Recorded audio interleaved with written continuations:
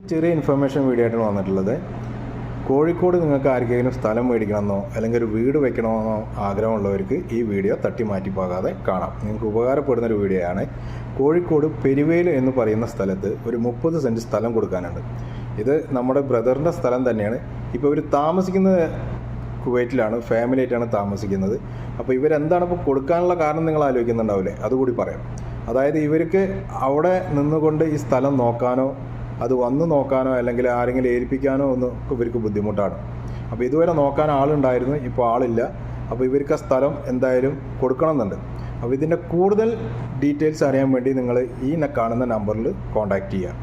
പിന്നെ ഇത് ഫാമിലി ആയിട്ടാണ് താമസിക്കുന്നത്. ജെന്യുവൻ ആയിട്ടുള്ള ബയേഴ്സ് മാത്രം കോൺടാക്റ്റ് ചെയ്യാൻ ശ്രമിക്കുക. വെറുതെ അവർ ഫോൺ വിളിച്ച് ഡൗട്ടുകൾ ചോദിച്ച് ശല്യപ്പെടുത്തരുത്.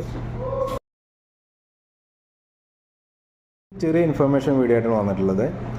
കോഴിക്കോട് നിങ്ങൾക്ക് ആർക്കെങ്കിലും സ്ഥലം മേടിക്കണമെന്നോ അല്ലെങ്കിൽ ഒരു വീട് വെക്കണമെന്നോ ആഗ്രഹമുള്ളവർക്ക് ഈ വീഡിയോ തട്ടി മാറ്റി പോകാതെ കാണാം. നിങ്ങൾക്ക് ഉപകാരപ്പെടുന്നൊരു വീഡിയോ ആണ്. കോഴിക്കോട് പെരുവേല് എന്ന് പറയുന്ന സ്ഥലത്ത് ഒരു 30 സെൻറ്റ് സ്ഥലം കൊടുക്കാനുണ്ട്. ഇത് നമ്മുടെ ബ്രദറിൻ്റെ സ്ഥലം തന്നെയാണ്. ഇപ്പോൾ ഇവർ താമസിക്കുന്നത് കുവൈറ്റിലാണ്, ഫാമിലി ആയിട്ടാണ് താമസിക്കുന്നത്. അപ്പോൾ ഇവരെന്താണ് ഇപ്പോൾ കൊടുക്കാനുള്ള കാരണം നിങ്ങൾ ആലോചിക്കുന്നുണ്ടാവില്ലേ, അതുകൂടി പറയാം.